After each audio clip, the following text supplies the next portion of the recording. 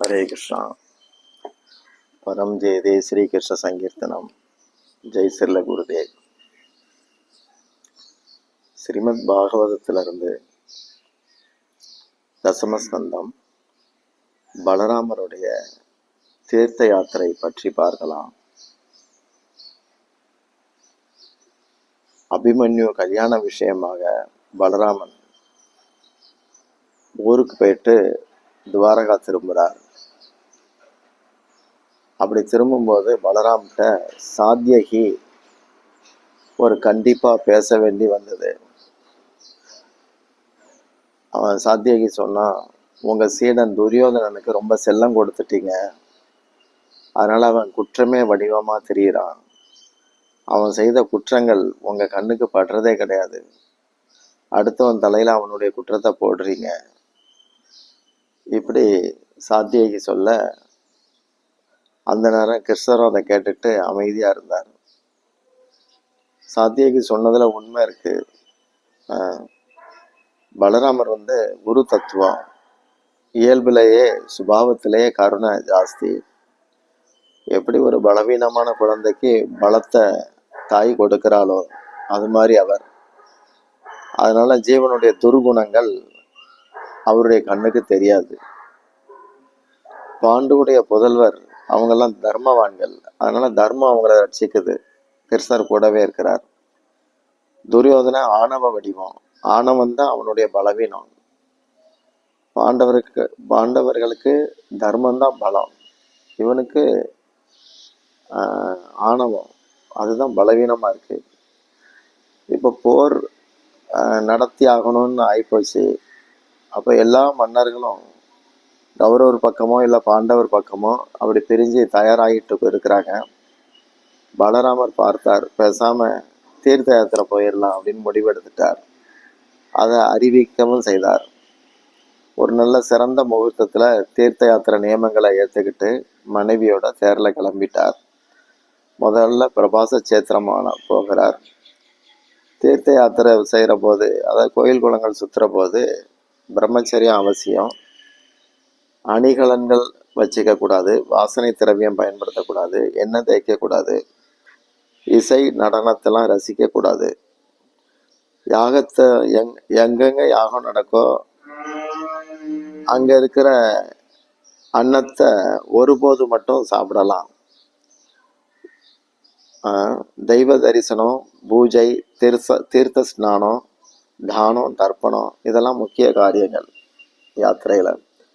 ஒரு தீர்த்தத்தை அடைஞ்சாச்சுன்னா முதல் நாள் உபவாசம் இருக்கணும், அடுத்த நாள் தீர்த்த கர்மங்களை நிறைவேற்றணும், அதுக்கப்புறம் சாப்பிடலாம்.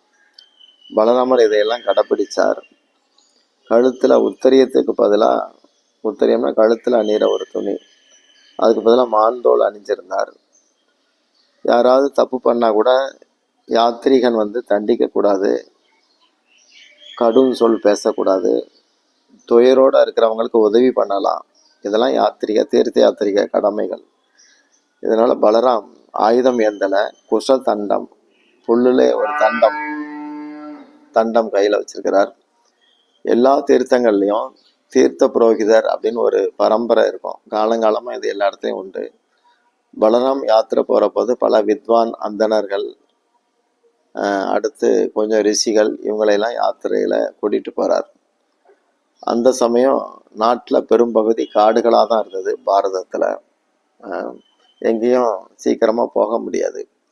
பிரபாச கஷேத்திரம், அடுத்து பிந்துசர், சித்தபுரம், திருதகூபம், விசாலாபுரி, பிரம்ம தீர்த்தம், கிழக்கு சரஸ்வதி, நைமிசாரண்யம், இப்படி வரிசையா போறார்.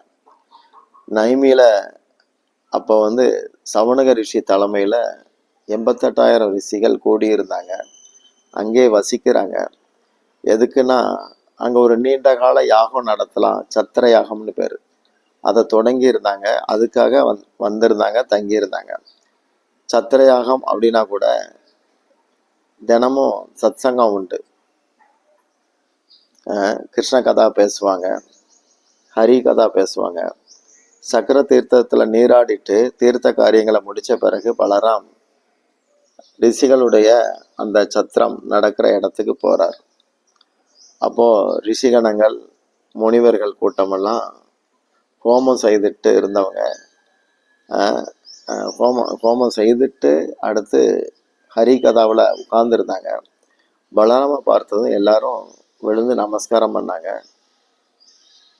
அப்போ பலராமனும் பதிலுக்கு அதே போல வணங்குறார். ரொம்பவும் மதிப்புக்குரிய விருந்தினர் திடீர்னு வந்தாச்சுன்னா, கதைக்கு நடுவில் அப்படி வந்தாங்கன்னா, அப்போ கதை சொல்லக்கூடிய பௌராணிகர் அந்த வந்திருக்கிறவரை கௌரவப்படுத்தி பேசணும். அது ஒரு வழக்கம் உண்டு. அப்போ பலராமனுடைய கண்கள் கதை பேசக்கூடிய வியாசபீடம் அந்த இடத்துக்கு போகுது. அங்கே பௌராணிகராக ரோமகர்ஷ்ணர் அமர்ந்திருந்தார்.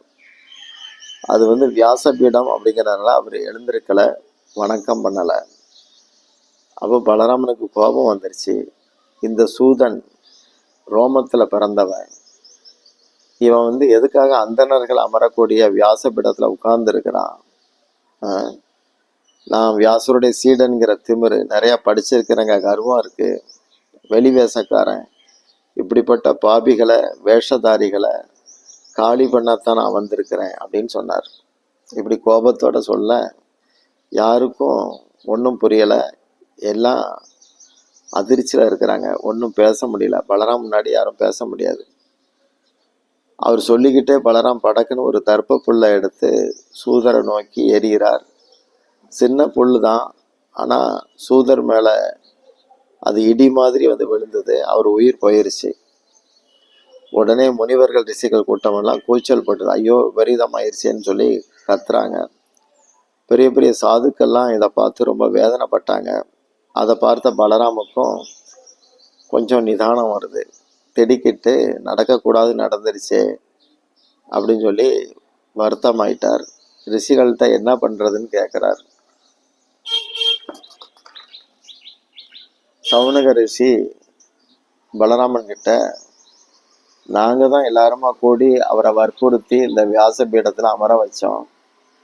அவருக்கு ஆயுள் குறைச்சல் தான், அது எங்களுக்கும் தெரியும். இருந்தாலும் கடைசி காலத்தில் ஹரிகதா பேசலாம் அப்படின்னு சொல்லி அவரை நியமித்தோம். அவர் பிரம்ம ஆசனத்தில் அமர்ந்து கதை சொன்னார். அதனால எழுந்திருக்கலை, வணக்கம் பண்ணலை. நீங்களும் அவரை கொண்டுட்டீங்க. இப்போ பிரம்மஹத்தி அப்படிங்கிற தோஷம் உங்களால் உங்களை அறியாமலேயே உங்களுக்கு வந்துருச்சு அப்படின்னு சொன்னார். அதுபோக நீங்கள் எல்லாம் வல்லவர்,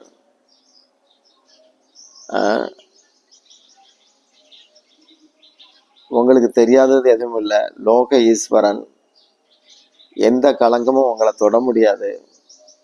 உங்கள் நினப்பாலேயே மனுஷங்க குற்றங்கள்லேருந்து விடுபட முடியுது. கதை முடியும் வரைக்கும் நல்ல ஆயுளோட களைப்பு இல்லாமல் அவர் இருக்க நாங்கள் வரம் கொடுத்துருந்தோம். இப்போ அவருடைய மரணம் பிரம்மஹத்தியா உங்களுக்கு மாறிடுச்சு.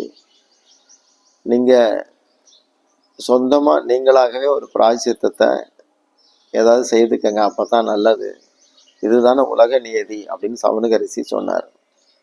அப்போ பலராம் தயக்கம் இல்லாமல், நிச்சயமா பிராயச்சித்தம் பண்ணுறேன், நான் தயார், என்ன பண்ணலாம்னு நினைக்கிறீங்கன்னு கேட்டார். கேட்டுட்டு, இந்த கதையை நிறுத்த வேண்டாம், தொடருங்க. அவரை நான் உயிர்ப்பிக்கிறது எனக்கு சுலபந்தான், உயிர்ப்பிச்சு தர முடியும். அதோட உங்களுக்கு நான் வேற எதுவும் சேவை செய்யவும் தயாராக இருக்கிறேன் அப்படின்னு சொன்னார். அப்போது அவங்க சொன்னாங்க, உங்களுடைய அஸ்திரம் அமோகமானது, உங்களுடைய சங்கல்பம் எப்பவுமே வீணாகாது. அவருக்கு மரண காலம் வந்துருச்சு. நீங்கள் அவருடைய புதல்வனை அவருடைய ஸ்தானத்தில் கதை பேச ஏற்பாடு பண்ணுங்க. தந்தை மகன் வடிவத்தில் வசிக்கிறார், இது வேத வாக்கு. இவருடைய மகன் நீண்ட ஆயுளோட வலிமையோட இருப்பான். இவருக்கு அந்த மகனுக்கு எல்லா வித்தைகளும் தானாகவே சேரட்டும் அப்படின்னு சொல்லி அந்த இடத்துல பேசுகிறாங்க.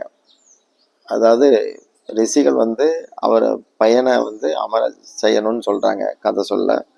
அப்போ பலராம் இப்படி சொல்றார், தந்தை மகன் வடிவத்தில் இருக்கிறார், இது வேத வாக்கு, அவன் நீண்ட ஆயுளோட வலிமையோட இருப்பான், அவனுக்கு எல்லா வித்தைகளும் வந்து சேரும் அப்படின்னு ஆசி கொடுக்கிறார்.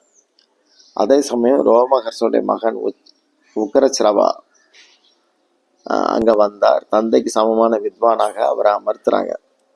பலராமனுடைய திருவடிகளை வணங்கினார்.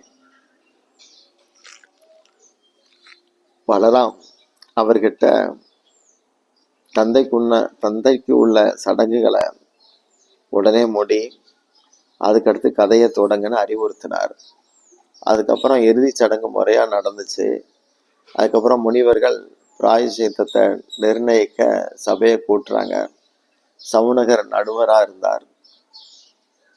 அவையில பலராம் செய்த குற்றத்தை ஒத்துக்கிட்டார். பிராயசித்தத்துக்கு ஒத்துழைக்கிறேன் அப்படின்னு சொன்னார். அறியாமல் இந்த குற்றம் நடந்துருச்சு. ஒரு தர்மத்தை ரட்சிக்க முயற்சி பண்ணி ஒரு பெரிய அதர்மமே நடந்து போச்சு.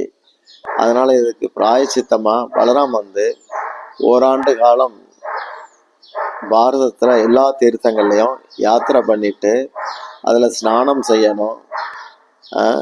அதனால தூய்மை சித்திக்கும் அப்படின்னு சொன்னாங்க. ஏற்கனவே பலராம் யாத்திரையா தான் வந்தார். அதுக்கு நோக்கம் சண்டையில கலந்துக்க கூடாதுங்கிறது. இப்போ இந்த பிராயசித்தத்தால இந்த யாத்திரை சம்பூர்ண தீர்த்த யாத்திரையாக மாறிடுச்சு. அதான் விஷயம். ஹரே கிருஷ்ணா.